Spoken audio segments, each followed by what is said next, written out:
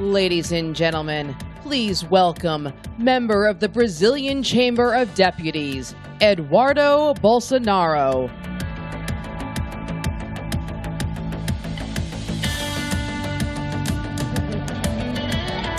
Que isso, ó? E aí? Mike Lindell!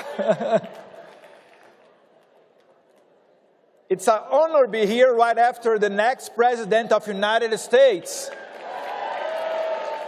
And right before the great Argentinian President, Javier Milei. Today, I'll tell you how a country loses its freedom.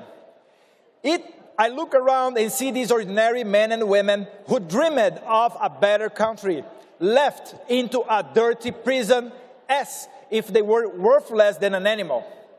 And for those who think I'm exaggerating, I will mention a few simple examples.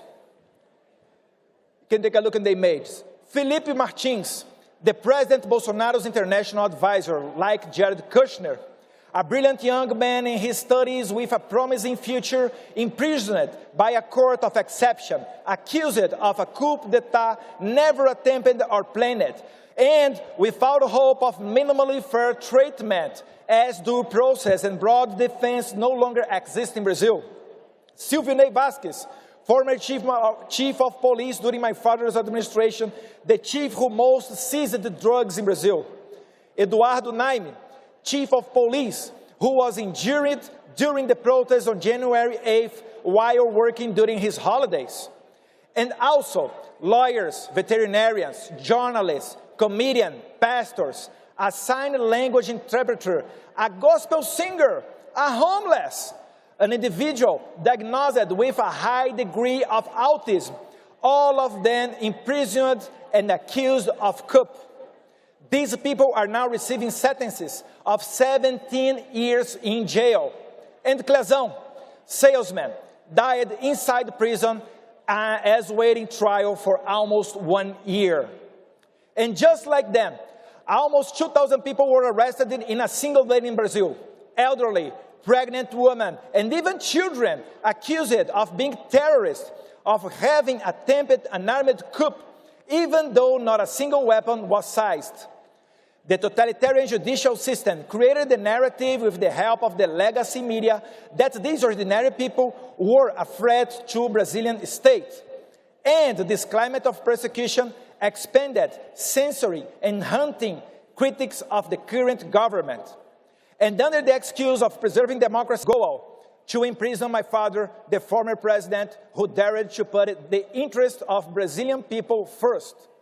My father is now prosecuted and slandered in the most varied ways, as in every tyranny, the limit of the ridiculous no longer exists, and even faces the accusation of having committed the terrible crime of disturbing a whale.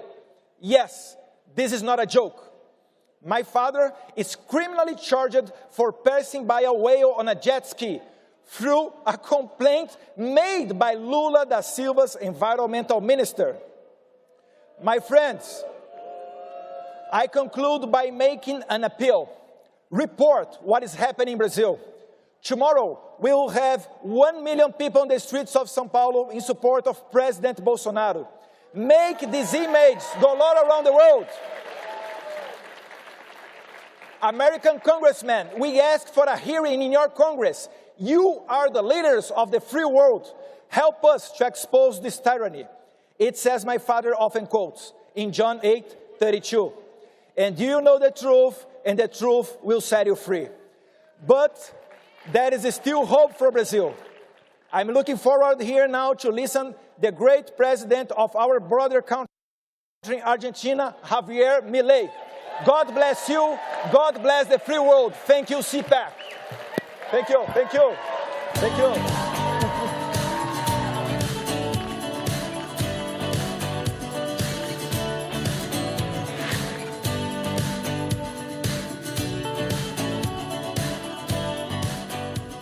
Ladies and gentlemen, please welcome the President of Argentina, Javier Milei.